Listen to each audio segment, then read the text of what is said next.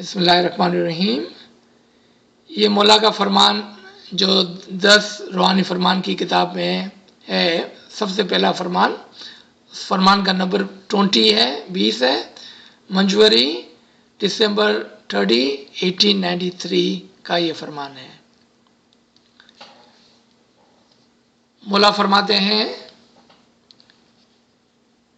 तुम सब जमात पर लाजिम है कि बंदगी इबादत करो। खुदावंद ताला ने जो खलकत पैदा की है वो बंदगी इबादत करने के लिए, मगर खाकर सोए रहने के लिए नहीं की कि खाकर सोए रहें। आपने देखा कि मौला ने हमारी ज़िंदगी का जो मकसद था उसको यहाँ पर बयान किया है, और यहाँ पर दो अल्फाज एक साथ यूज़ किए हैं, बंदगी इबादत। हालांकि बंदगी इबादत दोनों के मायने तकरीबन एक ही है। बंदगी गुलामी, इबादत इताअत करना। यानी कि जो गुलामी इताअत से करता है, आपने फ़र्क समझ लिया बंदगी इबादत के अंदर। जो गुलामी इताअत के साथ करता है, ये जब मौला दो अल्फाजों को एक साथ फरमाते हैं तो उसके अंदर दोहरे माने छुपे हुए हैं कि हम दुनिया के अंदर दो चीज़ें करने आए हैं, एक बंदगी यानी कि गुलामी और एक इताअत, और ये हमारी ज़िंदगी का मकसद है। अब यहाँ पर आपकी तरफ से मैं एक सवाल पूछ लेता हूँ, वो ये है कि पिछले फरमान में मौला ने फरमाया कि आपको गुलामी से आज़ादी लेनी है, आप गुलामी ना करें, गुलामी से आज़ाद हो जाएं। यहाँ पर मौला फरमाते हैं कि ज़िंदगी का मकसद ही गुलामी है। अब ये बात दोनों एक दूसरे के खिलाफ है, हम कौन सा फरमान मानेंगे? पहले मौला फरमाते हैं कि आप गुलामी से आज़ादी की ख्वाहिश करें, गुलामी से आज़ाद हो जाएं। यहाँ पर मौला फरमाते हैं आपकी ज़िंदगी का मकसद ही गुलामी है। आपने देखा कि इमाम के फरमान को समझना कितना मुश्किल है, क्योंकि दो फरमान के अंदर एक ही बात मौला ने दो अलग अलग ज़ाविये से फरमाई है। अब उसको समझना कितना मुश्किल हो गया हमारे लिए, कौन सी बात दुरुस्त है।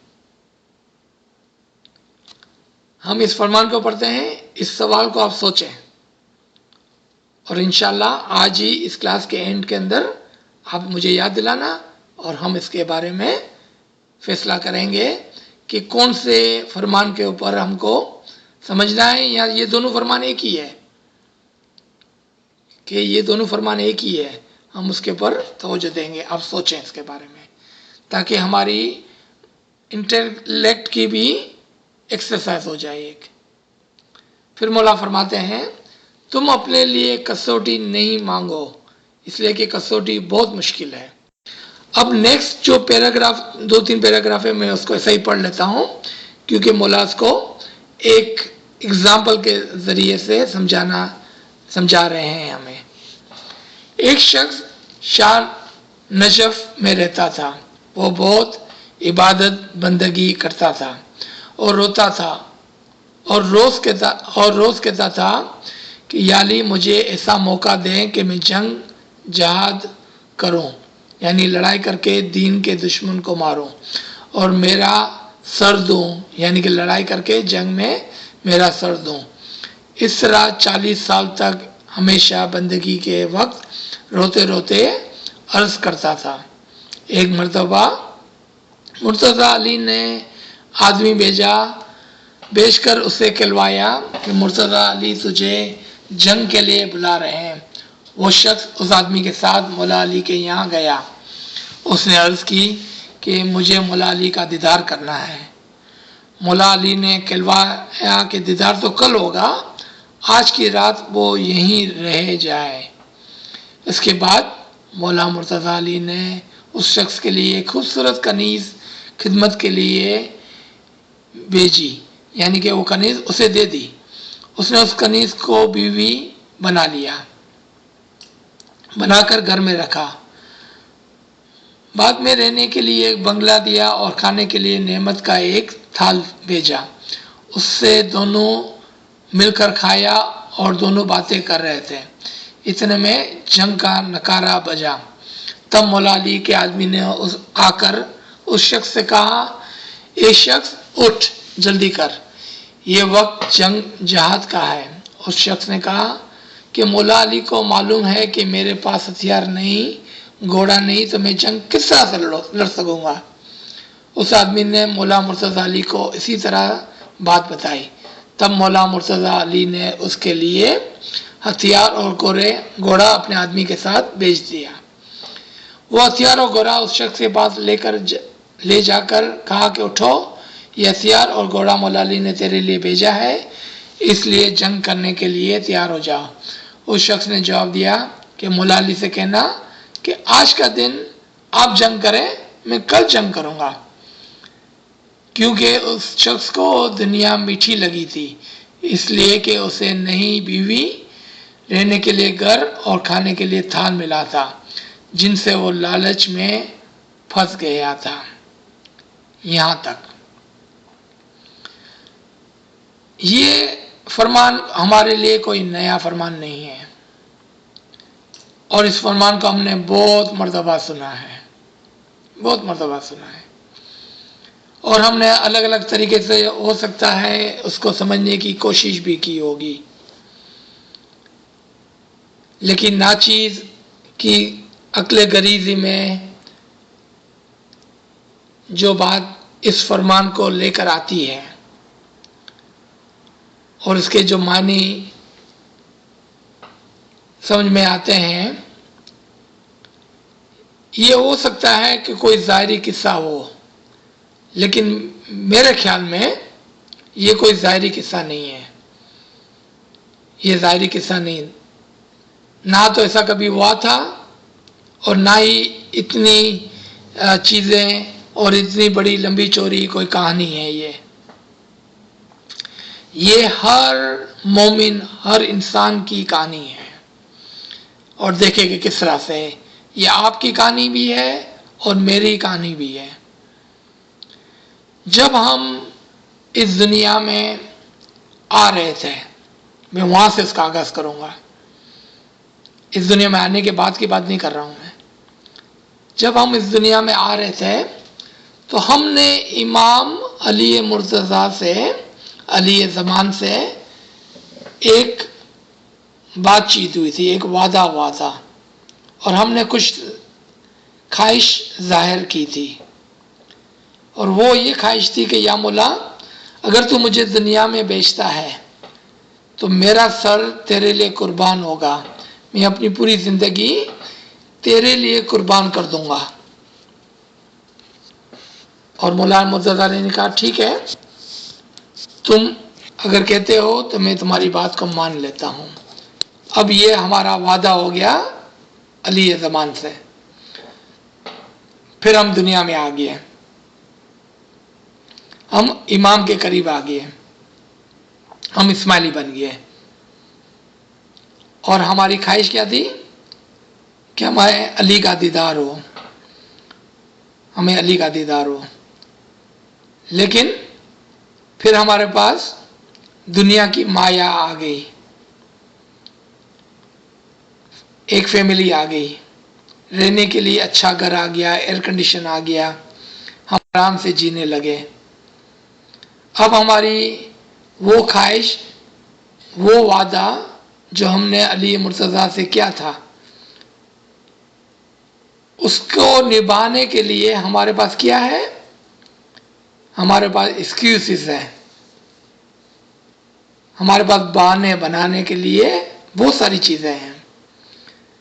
जिस तरह से एग्जाम्पल कि मैं रात को बहुत थक गया तो मैं सुबह को इबादत में कैसा उठूं, आज ये मैं काम नहीं करता हूं, कल करूंगा। आज मेरे बच्चों को ये चाहिए, तो क्या मैं अपने बच्चों को छोड़कर अपने मौला के लिए कुछ करने के लिए जाऊं? آج مجھے میرے شوہر کو یہ چاہیے، میری بیوی کو یہ چاہیے، آج میرے گھر میں رنگ روگان کرانا ہے، بہانے بہانے اور اتنے بہانے ہیں کہ ہم اس بہانوں میں جو قربانی ہم کو دینی تھی وہ بھول گئے ہم. اور یہ کہانی کسی ایک آدمی کی ماضی کے اندر نہیں، یہ کہانی ہم سب کی ہے. کبھی کبھار ہم کہتے بھی ہیں کہ نہیں نہیں نہیں، یہ کہانی میری نہیں ہے، کیونکہ میں تو اپنا سر دینے کے لیے تیار ہوں. لیکن جب وقت آتا ہے تو ہم پیچھے ہٹ جاتے ہیں. لے لیں ایگزامپل ہی لے لیں تاکہ ہمیں یقین آ جائے. آج اگر ایک مولا آپ کو فرمان کرے، آپ سب اپنے اپنے دل پر ہاتھ رکھ کر اس بات کو سنیں اور خود ہی جواب دے دیں. مولا آج آپ کو فرمان بھیجے کہ آپ فدائی میں ہے اور آ جائیں ایک فدائی جیسا کام کریں. آج آپ اپنا گھر بار چھوڑ کر، اور ایک خدمت ہے جو آپ کو کرنی ہے سیریا کے اندر، افغانستان کے اندر، تاجکستان کے اندر، یا ناردرن پاکستان میں، یا کہیں پر بھی. اور آپ اپنی فیملی کو بتا نہیں سکتے ہیں کہ آپ کہاں جا رہے ہیں، یہ خانگی طور پر آپ کو کرنی ہے.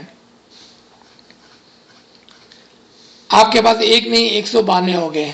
آپ کہیں گے کہ نہیں، میرے بچے اکیلے ہو جائیں گے، اس کو کھانا کون کھلائیں گا، میرا شوہر تو کچھ بھی نہیں کر سکتا ہے، وہ کس طرح سے بچوں کو پالیں گا.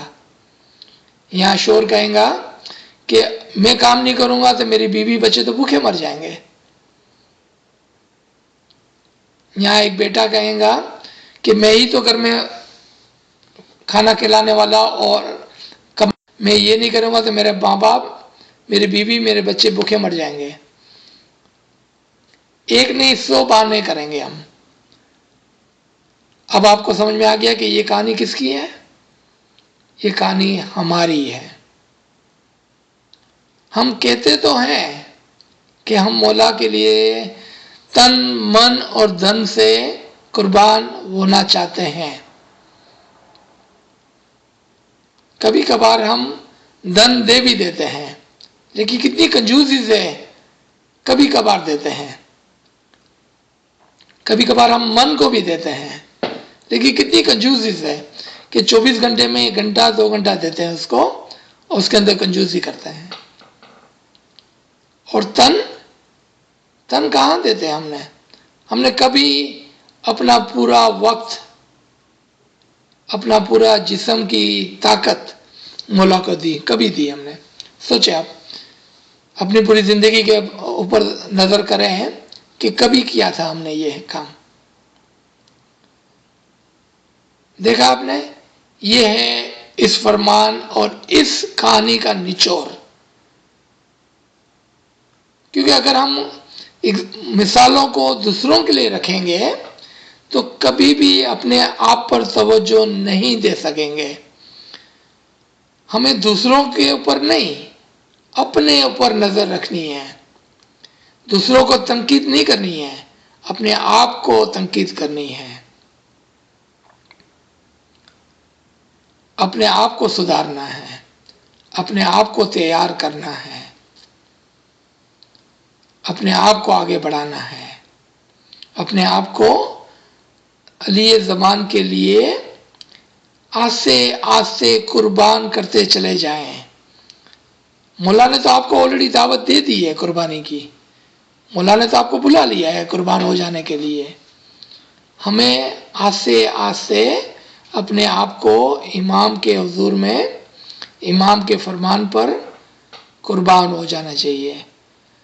اب دیکھیں کہ آپ کو عبادت بندگی کا مطلب سمجھ میں آئے گا، اتحاد اور غلامی کا مطلب سمجھ میں آئے گا. اگر آپ اس بات کو سمجھ گئے، اس معنی کو بھی آپ سمجھ جائیں گے.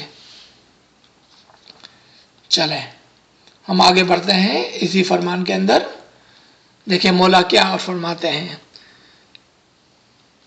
تم جماعت اپنے پر کسوٹی نہ مانگو، روزانہ جماعت میں جا کر دعا پڑھو اور دعا مانگو کہ یا علی اللہ ہمارے اوپر کسوٹی نہیں ڈالنا، تم کسوٹی سے ہمیشہ ڈرنا.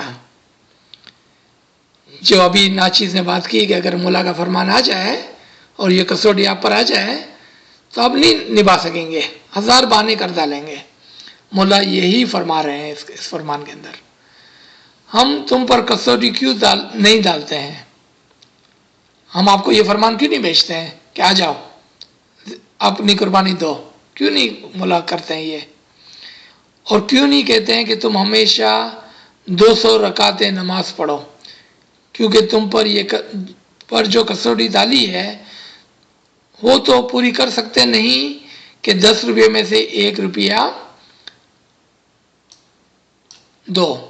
خدا کو دولت کی کوئی پرواہ نہیں، مگر ایک کسوٹی ڈالی ہے وہ تم نہیں دے سکتے تو اور کون سی کسوٹی ڈالیں؟ اب یہاں پر رکتے ہیں اور سوچتے ہیں، کیا یہاں مولا دسون کی بات کر رہے ہیں؟ مولا بولتے ہم نے ایک کسوٹی آپ پر ڈالی، آپ وہی پوری نہیں کر سکتے ہو تو ہم کون سی اور کسوٹی آپ پر ڈالیں؟ آپ تمام کہیں گے کہ نہیں نہیں ہم تو پوری دسم ڈالتے ہیں، اور میں نے اس بات کو مان بھی لیا، چلو کہ ہم پوری دسم ڈالتے ہیں. لیکن مولا خود فرما رہے ہیں کہ یہاں پیسوں کی بات نہیں ہو رہی ہے.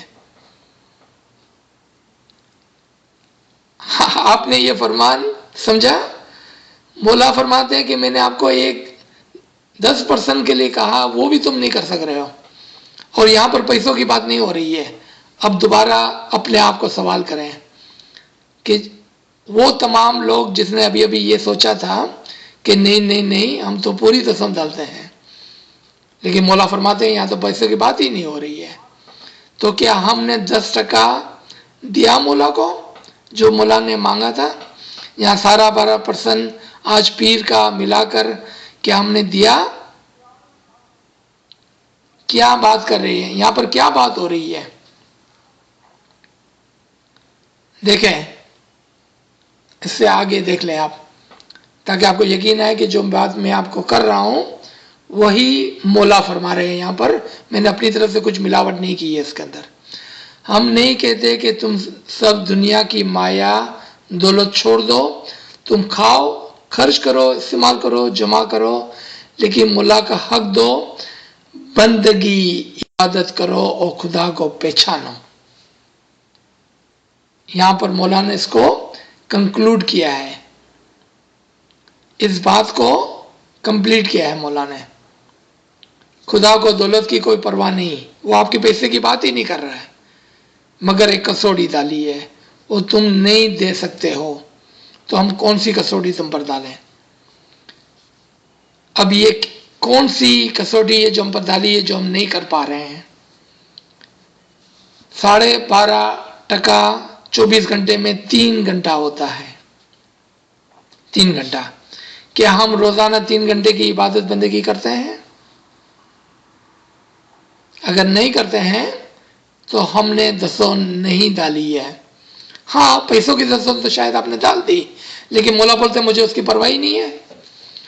اگر آپ نے پیسوں کی دسون ڈال بھی دی تو مولا بولتے اس کی ہم کو پرواہ نہیں ہے، کیونکہ جو فرض ہے وہ تو قرض ہے، وہ تو آپ کو دینا ہی تھا. آپ کے پاس کوئی چوائس نہیں تھی، کوئی ذریعہ نہیں تھا کہ آپ اس سے بھاگ جائیں. وہ تو مولا آپ سے مانگ ہی نہیں رہے ہیں. مولا آپ سے کیا مانگ رہے ہیں؟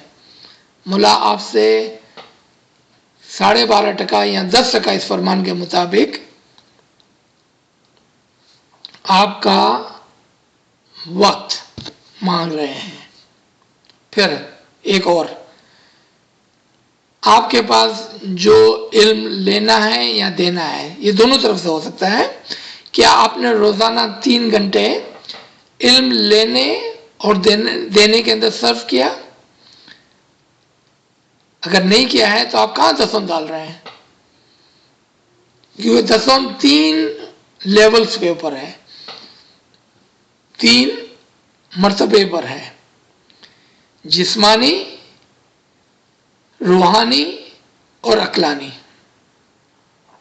پیسوں کی دسون آپ نے دے دی، وقت کی دسون مجھے نہیں پتا ہے کہ کس نے دی کہ کس نے نہیں دی. 3 گھنٹے روزانہ امام کو دینا، عبادت بندگی کرنا. 3 گھنٹے روزانہ علم لینا اور دینا یہ دونوں اس کے اندر شامل ہے. مولا بولتے یہ کسوٹی میں نے آپ پر ڈالی ہے جو آپ پوری نہیں کر سکتے ہو، تو میں کہاں آپ پر اور کوئی کسوٹی ڈالوں. یہاں پر جو 100 نماز کی بات ہوئی ہے وہ 100% مولا فرماتے ہیں کہ اگر میں آپ سے 10% نہیں 100% مانگوں گا تو آ سکیں گے. آپ نہیں کہہ سکیں گے کہ ہاں میں ریڈی ہوں آج 100% دینے کے لیے مولا کو. یہاں پر یہ مثال تھی 100 نماز کی کہ اگر میں آپ سے آپ کی زندگی مانگ لوں، یعنی کہ آپ کا پورا وقت مانگ لوں، تو آپ اس کو نہیں نبھا سکیں گے.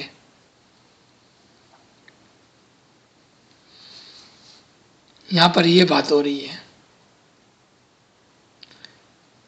خدا کو جو اپنی آنکھ سے نہیں دیکھتا تو اس کی آنکھ اندھی ہے. اور اس کی مثال مولا نیچے فرما رہے ہیں، پہلے اس کو پڑھتے ہیں پھر ہم اس کی طرف آتے ہیں. اسی طرح شریعت اور طریقت سے تمہیں فرمان کر کے سمجھائے ہیں. اس کا مقصد یہ ہے کہ جو خدا کو نہیں دیکھتا اس کی بندگی قبول نہیں ہوتی. یہ بہت ہی بڑی بات ہے کہ جو خدا کو نہیں دیکھتا ہے اس کی بندگی قبول نہیں ہوتی ہے. ہم سب تو غریب و ناچیز ہیں، ہم نے کہاں خدا کو دیکھا ہے. لیکن مولا علی فرماتے ہیں کہ اگر میں اپنے خدا کو نہ دیکھوں تو میں کبھی بھی اس کی بندگی نہ کروں. اب تو ہم بڑی سنکٹ میں آ گئے. لیکن کیا ہم نے خدا کو دیکھا ہے کہ نہیں دیکھا ہے؟ یہ سوال پوچھے اپنے آپ کو. اگر آپ نے امام کا دیدار کیا ہے اپنی زندگی میں ایک بار تو آپ نے خدا کو دیکھا ہے. کیا اس بات پر آپ کو یقین ہے؟ کیا امام کو علی اللہ کہتے ہوئے اس کو مانتے ہیں؟ اگر آپ علی اللہ کہتے ہوئے اس کو نہیں مانتے ہیں تو مولا کا ہی فرمان میں آپ کو بتا دوں 1945 کا دار السلام مشن کانفرنس کہ اگر آپ علی اللہ نہیں کہہ سکتے ہیں تو ایسا کریں کہ آپ دعا ہی نہ پڑھیں. کیونکہ کیا فرمایا مولا نے یہاں پر کہ جو خدا کو دیکھے بغیر عبادت کرتا ہے اس کی بندگی قبول نہیں ہوتی ہے. اگر آپ نے امام کو علی اللہ جان کر نہیں دعا پڑھی تو پھر آپ عبادت کریں، دعا پڑھیں، دسم دیں، سب بیکار ہے، سب بیکار ہے. اتنا ضروری ہو گیا امام کو جاننا، امام کی پہچان، امام کو علی اللہ سمجھنا اور جانتے ہوئے پھر اس کی عبادت کرنا، پھر اس کی بندگی کرنا. یہاں پر جو بات مولا نے فرمائی کہ ہم آپ کو شریعت اور طریقت سے فرمان فرماتے ہیں اور سمجھاتے ہیں. شریعت یعنی کہ جو ہماری 3 شریعت ہے، دعا، دسون اور چاندراز کی مجلس. طریقت جو ہمارے طریقے کا علم ہے، سمجھ ہے. اس سے ہم کو کیا سمجھاتے ہیں؟ بولا اس سے ہم کو حقیقت سمجھاتے ہیں، اس سے ہم کو حقیقت سمجھاتے ہیں. یعنی کہ شریعت اور طریقت مثال ہو گئی، حقیقت اس کا ممثول ہو گیا، اس کا حاصل ہو گیا، اس کا جوہر ہو گیا، اس کا فائنل کنکلوژن حقیقت کے اوپر ہوتا ہے. اور ہم کو حقیقت کو سمجھانے کے لیے مثالیں کیا دی جا رہی ہے؟ شریعت کی اور طریقت کی. اگر ہم شریعت کے پیچھے پڑے رہیں اور طریقت کے اوپر کبھی بھی نہ آئے، اور اگر ہم علم لے بھی لیتے ہیں اس کے اوپر عمل نہیں کرتے ہیں تو پھر ہم حقیقت کیسے آئیں گے؟ کیونکہ حقیقت کا دار و مدار جو تھا وہ طریقت پر تھا اور طریقت کا دار و مدار شریعت پر تھا. تو ہم نے شریعت تو نبھا لی 40 50 60 سال تک، اور اگر ہم نے طریقت بھی سیکھ لی اور اس پر عمل نہیں کیا تو ہم حقیقت میں کیسا کہہ سکتے ہیں کہ آج ہم حقیقی مذہب کو پال رہے ہیں؟ خدا اور حاضر امام کو پہچاننے بغیر جو بندگی کرتا ہے اس کی آنکھیں اندھی ہیں، کیونکہ حاضر امام بیٹھے ہیں انہیں نہیں پہچانتے۔ دیکھیں یہاں پر دیکھنے کی بات نہیں ہو رہی ہے، یہاں پر پہچاننے کی بات ہو رہی ہے کہ جو امام کو نہیں پہچانتے ہیں وہ اندھے ہیں۔ ہم نے پچھلے فرمان میں پڑھا اور حاضر امام کے گولڈن جبلی کو پڑھا کہ آپ ضرور امام زمانے کے امام کو پہچانیں۔ کون اسماعیلی ہے کہ جو اپنے امام کو نہیں پہچانتا ہے؟ ہم سب کہیں گے کہ ہاں ہم تو امام کو پہچانتے ہیں۔ اگر ہم سب امام کو پہچانتے ہیں تو پھر یہ نوز باللہ، مولا مجھے معاف کرے، یہ کہتے ہوئے کہ یہ تو مولا کا فرمان غلط ہو گیا کہ آپ مجھے پہچانیں، جبکہ ہم تو سب مولا کو پہچانتے ہیں۔ اس کا مطلب ہم مولا کو نہیں پہچانتے ہیں۔ کس طرح نہیں پہچانتے ہیں؟ ہم اس کو امام تو کہتے ہیں، ہم اس کو علی اللہ نہیں جانتے ہیں، ہم اس کو اللہ کے درجے پر نہیں پہچانتے ہیں۔ اور یہی مولا کا فرمان تھا کہ آپ اپنے امام کو پہچانیں۔ ہم جانتے تو ہیں، پہچانتے نہیں ہیں۔ مولا کو دیکھتے تو ہیں لیکن اندھوں کی طرح دیکھتے ہیں۔ ہم اس کے جسم کو دیکھتے ہیں، اس کے نور کو نہیں۔ ہم اس کو ظاہر میں سمجھتے ہیں، باطن میں نہیں۔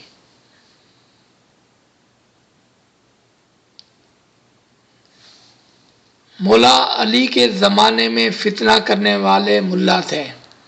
امام حسین کو شہید کیا، وہ کوئی دوسری قوم کے نہیں تھے، تمام مسلمان تھے۔ صرف ایک فرنگی تھا جو ایمان لایا تھا، اس کے سوا امام کا سامنا کرنے والے تمام مسلمان تھے۔ تمہیں حکم ہے کہ تم دعا مانگو کہ خدا کسوٹی نہ ڈالے۔ اس کا مقصد یہ ہے کہ جو کوئی ایمان والا ہو اور بڑا ہو وہ بھی کسوٹی سے بھر جاتا ہے۔ اب یہاں پر بڑی عجیب باتیں ہیں۔ پہلے مولا کیا فرماتے ہیں کہ امام حسین کو اور جتنے بھی اماموں کو شہید کیا گیا، آپ جانتے ہیں کہ ہماری ہسٹری میں تقریباً 20 اماموں کو شہید کیا گیا، 20 اماموں کو۔ اور تمام اماموں کو شہید کرنے والے کوئی کافر نہیں تھے، کوئی نصارہ نہیں تھے، کوئی یہودی نہیں تھے، سب کے سب مسلمان تھے۔ پہلے یہ مولا فرماتے ہیں، پھر مولا کیا فرماتے ہیں کہ تم کسوٹی نہ مانگو، اور جو ایمان والا ہو لیکن اگر بڑا ہو تو وہ کسوٹی میں ہے۔ اب یہ بات بڑی عجیب ہو گئی کہ جو بڑا وہ آٹومیٹکلی کسوٹی میں آئے، جس نے کسوٹی نہیں بھی مانگی ہے لیکن بڑا ہے تو وہ کسوٹی میں آ گیا۔ اب یہ بات جو میں آپ کو بتانے جا رہا ہوں وہ آپ کے لیے بڑی تعجب خیز ہوگی کہ آپ کسوٹی نہ مانگیں، پہلے دعا کریں کہ آپ کسوٹی نہ مانگیں۔ اور ہمارا استاد ہم کو یہ بات سکھاتا تھا، مجھے اچھی طرح سے یاد ہے کہ آپ دعا کریں کہ مولا آپ کو بڑا نہ بنائے، آپ کو کوئی ٹائٹل نہ دیں، آپ کو کوئی سیٹ نہ دیں، کیونکہ اگر آپ کو ٹائٹل مل گیا، آپ کو سیٹ مل گیا، سمجھ لے آپ کسوٹی میں آ گئے، سمجھ لے آپ کسوٹی میں آ گئے۔ آج ایک مولا کا فرمان مجھے یاد آتا ہے افریقہ کا، جس میں مولا فرماتے ہیں کہ وہ لوگ کہ جو ٹائٹل کے پیچھے بھاگتے ہیں وہ نادان ہیں، وہ جماعت، وہ لوگ جو ٹائٹل کے پیچھے بھاگتے ہیں وہ نادان ہیں۔ یہ مولا کا افریقہ کا فرمان ہے، حاضر جمعہ کا، حاضر جمعہ کا یہ فرمان ہے۔ اور یہاں پر مولا فرماتے ہیں کہ جو بڑا ہے وہ کسوٹی میں ہے۔ اب ہم کو آپ بتائیں کہ جب ہم کو ٹائٹل ملتا ہے تو میں کچھ ٹائٹل ہولڈرز کو جانتا ہوں جنہوں نے کبھی بھی ہم کو نہیں بتایا ہے اس کے پاس ٹائٹل ہے، کبھی بھی نہیں بتایا ہے کہ ان کے پاس ٹائٹل ہے۔ کچھ نادان لوگ ہیں کہ جو ٹائٹل ملتے ہی شور کرتے ہیں، بڑی بڑی باتیں کرتے ہیں، سب کو بتاتے ہیں کہ ہم کو ٹائٹل ملا، ہم کو ٹائٹل ملا، ہم کو ٹائٹل ملا، اور اپنے آپ کو کسوٹی میں ڈال دیا۔ یہ نادانی ہے، نادانی ہے۔ آپ دعا کریں ملا ہم کو بڑا نہ بنائے، ہم کو اپنے پاک قدموں کی خاک بنا کے رکھے، ہم کو بندہ غلام بنا کے رکھے، ہم کو عبادت اطاعت میں رکھے اور کسوٹی میں نہ ڈالے۔ واپس میں آپ سے پوچھتا ہوں کہ یہ فرمان آپ نے 20-25 سال تک پڑھا ہے،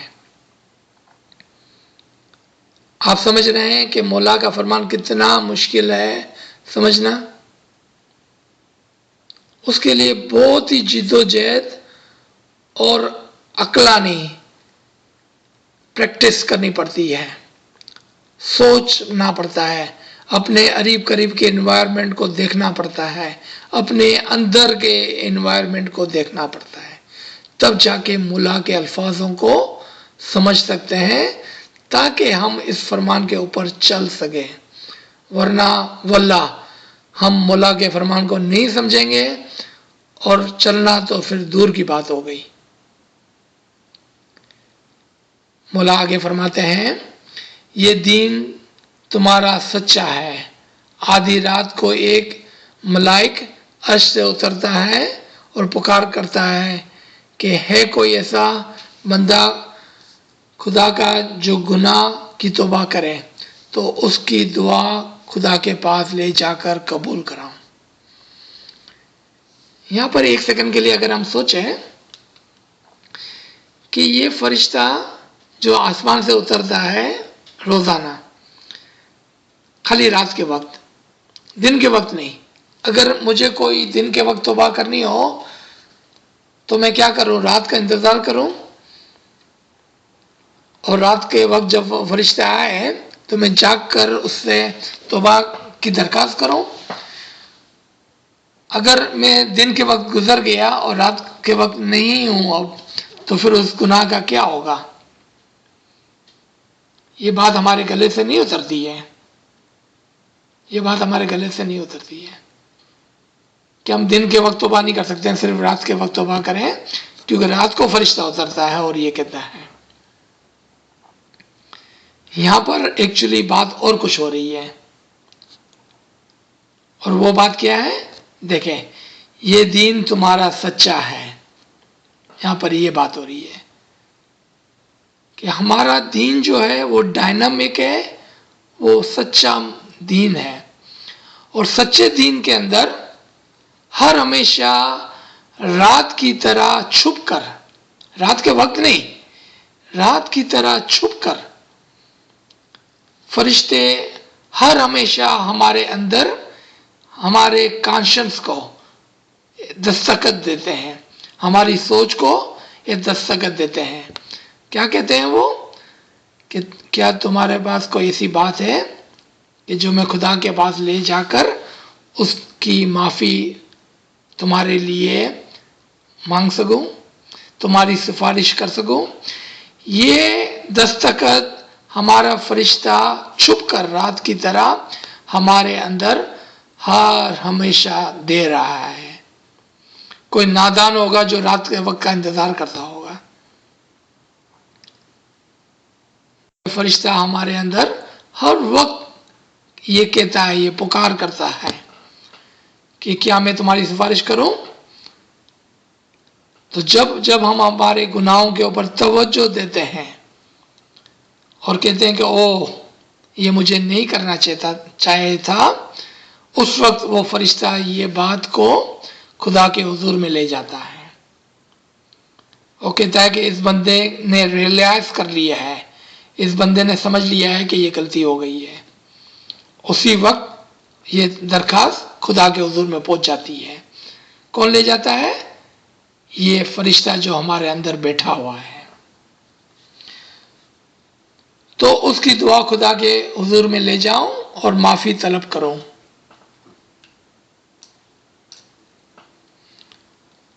کوئی ایسا شخص کہ خدا سے جو مانگے وہ دلاؤں، اس طرح ہر روز آدھی رات کو ملائک پکارا کرتا ہے۔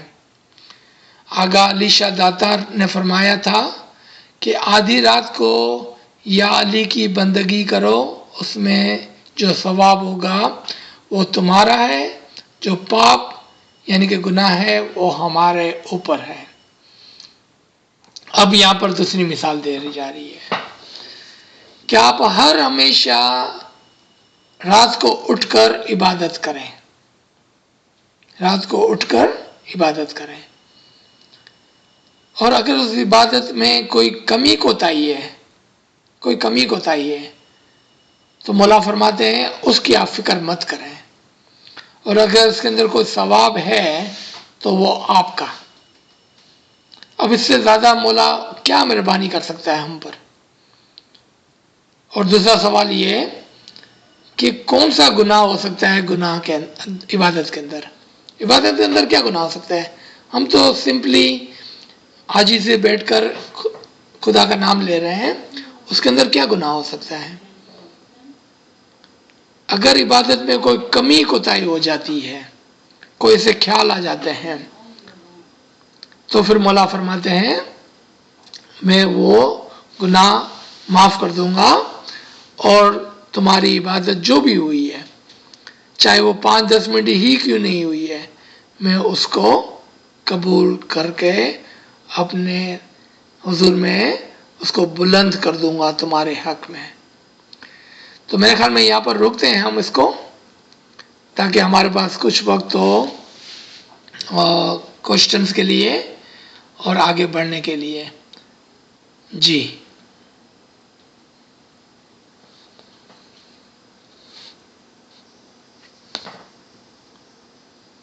ایک تو پیسے کی دسون کی، دوسری وقت کی، اور تیسری آپ ذرا وضاحت سے سمجھا دیں پلیز۔ جی نوین صاحبہ، تو ہمارے کتنے طاقتیں ہیں یا ہمارے اندر کون کون سی چیزیں جس کی انکم ہوتی ہے؟ تو ہماری انکم ایک تو پیسے کی ہے، ہماری ایک انکم ہماری سانسوں کی ہے، یعنی کہ ہمارے وقت کی ہے، یہ بھی تو ہماری روزانہ 24 گھنٹے میں ایک انکم ہے۔ تو جس چیز کی انکم ہے اس کے اوپر دسون ہے، جس کی انکم نہیں ہے اس کے اوپر دسون نہیں ہے۔ پہلی بات یہ یعنی کہ یہ بیسک نالج یہ ہے کہ جو چیز ہم کو ملتی ہے وہ ہماری انکم ہے۔ تو ہم کو کیا ملا؟ ہم نے پیسے کمائے تو ہم کو دسن ڈالنی ہے۔ روزانہ ہم 24 گھنٹے کے اندر جو وقت کماتے ہیں، 24 گھنٹہ جو وقت ہے وہ کمایا ہے تو اس کی دسن ہوگی، جس طرح سے 12.5 24 گھنٹے کا 3 گھنٹے ہوتا ہے۔ پھر اگر ہم نے روحانیت کمائی ہے، اب یہ بات بڑی عجیب ہے، اگر ہم نے روحانیت کمائی ہے تو اس کی بھی دسم ڈالنی ہے، کیونکہ کمائی ہوئی ہے نا، تو اس کی بھی دسم۔ اب روحانیت کی دسم کیسے ڈالوں؟ روحانیت کی دسم کس طرح سے ڈالوں بھائی میں؟ اگر آپ نے روحانیت کمائی ہے تو اس کی بھی دسم ڈالنی ہے۔ تو روحانیت جب ہم کماتے ہیں تو اس کو ہم کو شیئر کرنا ہوتا ہے اپنے بھائی بہنوں کے ساتھ اور ہماری جماعت کے ساتھ۔ یعنی کہ جب آپ روحانیت کے اندر ترقی کریں، آپ عبادت کریں، آپ دعا پڑھیں، آپ تسبیحات کریں، تو سب سے پہلے اس کے اندر سے 12.5% نکال دیں آپ۔ یعنی کہ آپ کی اگر 100 دعائیں ہیں، یعنی کہ 1 روپے کی دعا ہے، تو اس میں سے سارا 12% دعا اپنے بھائی بہنوں کے لیے، اپنی جماعت کے لیے ہونا چاہیے۔ آپ اس بات کو سمجھیں؟ اپنی عبادت میں سے 12.5% کی عبادت، دعا، بندگی، تسبیحات وہ آپ اپنی جماعت کے لیے کریں، باقی کی اپنے لیے کریں۔ تو 1 گھنٹے کے اندر 12.5% کی جو منٹیں ہوتی ہے تو 60 کو آپ ڈیوائڈ کریں۔ سلمان آپ کے پاس کیلکولیٹر ہے تو آپ کوئکلی کریں کہ 1 گھنٹے کی عبادت میں کتنی منٹوں کی عبادت دوسروں کے لیے ہونی چاہیے اور کتنی ہمارے لیے ہونی چاہیے۔ کیونکہ آپ اگر خود کے لیے سب کچھ کرتے ہیں کسی اور کے لیے نہیں کرتے ہیں تو پھر آپ نے دستون کھا لی. کون سی؟ روحانی دستون کھا لی. جی کیلکولیٹ کیا آپ نے؟ تقریباً 5 منٹ. 5 منٹ تک دوسروں کے لیے عبادت کریں کہ یا مولا یہ 5 منٹ کی جو میں عبادت کروں گا اس کا ثواب میرے بھائی بہنوں کو، میری فیملی کو، میری جماعت کو دینا، ان کے حق میں یہ عبادت کرتا ہوں. پھر اگر آپ دعائیں مانگتے ہیں اپنے حق میں کہ یا مولا مجھے یہ دے، مجھے یہ دے، مجھے یہ دے، اس میں سے 12.5% آپ جماعت کے لیے مانگے کہ مولا جماعت کو یہ دے، جماعت کو یہ دے، جماعت کو یہ دے. یہ روحانی دسون ہو گئی. عقلانی دسون، روزانہ 3 گھنٹے ہمارا وقت علم لینے اور دینے میں گزرنا چاہیے. یہ عقلانی دسون ہو گئی. یعنی کہ جو علم آپ نے، ایک سیکنڈ ہولڈ کریں رشید صاحبہ، 1 منٹ. جو علم آپ نے لیا ہے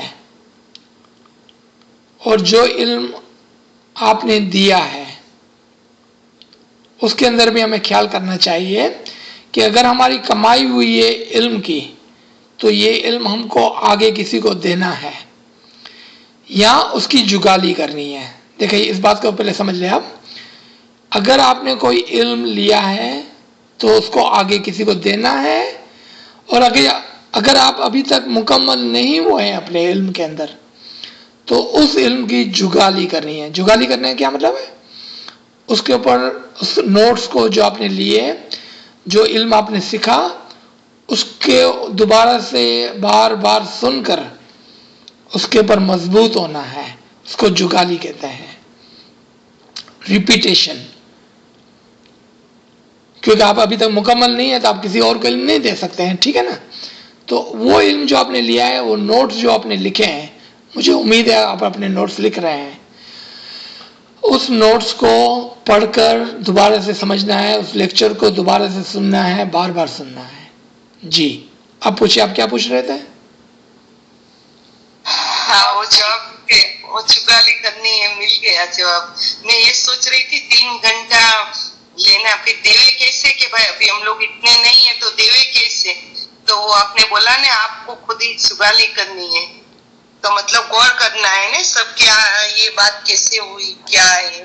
جی جی ہاں اچھا. اور عزیز بھائی ایک سوال ہے، وہ 200 رکعت نماز پڑھو وہ مولا نے فرمایا ہے تو اس کا کیا ہو؟ جی ایک پرنسپل کلیے کو یاد کر لیں. ایک پرنسپل جس کو اردو میں ہم کلیہ کہتے ہیں، اس کو یاد کر لیں کہ جہاں پر بھی مولا کوئی نمبر دے نا ہم کو، 5 10 15 20 100 200 1000 14,000، آپ نے دیکھا ہوگا بہت سارے مولا نے نمبر دیے ہیں کہ میرا اور محمد کا نور خداوند تعالیٰ نے آدم سے 14,000 سال قبل بنایا تھا، یہاں 7,000 سال پہلے، یہاں 700 سال پہلے، یہاں پر 200. اس کو کہتے ہیں فگریٹو اسپیچ. کوئی بات کے اوپر زور دینے کے لیے کوئی نمبر یوز کرنا. یہاں پر مولا کا مطلب نہ تو 200 ہے نہ 100 ہے، یہاں پر زور دینا ہے بات پر. آپ کو یاد ہوگا کہ شاید آپ ہی کے گھر پہ میں نے ایک مثال دی تھی کہ ایک ماں کہتی ہے کہ میں نے تجھے 100 مرتبہ سمجھایا تو کیوں نہیں سمجھتا؟ تو کیا واقعی میں ماں نے 100 مرتبہ سمجھایا ہوتا ہے کہ وہ اس بات کے اوپر زور ڈالنے کے لیے کہتی ہے کہ میں نے 100 مرتبہ تجھے کہا؟ تو یہاں پر 200 کے اوپر نہ جائیں آپ، یہاں پر مولا زور دینے کے لیے سمجھا رہے ہیں. جی اچھا ہاں ابھی سمجھ میں آیا. اچھا تو ابھی آج تک ہم لوگ کو یہ فرمان اتنا غور نہیں کیا تھا کہ بھائی، تو آج تک میری آنکھیں اندھی تھی ایسا ہی سمجھیے نا پھر ہم لوگ تو. جی خدا نے عبادت بندگی کروں نہیں، آج تک ہم لوگ کو یہی سوچے ہے نا. جہاں سے اٹھ گئے وہاں سے صبح. آج اگر ہم سمجھ گئے ہیں تو آج سے انشاءاللہ ہماری ترقی ہوگی، اب روحانی ترقی ہوگی انشاءاللہ.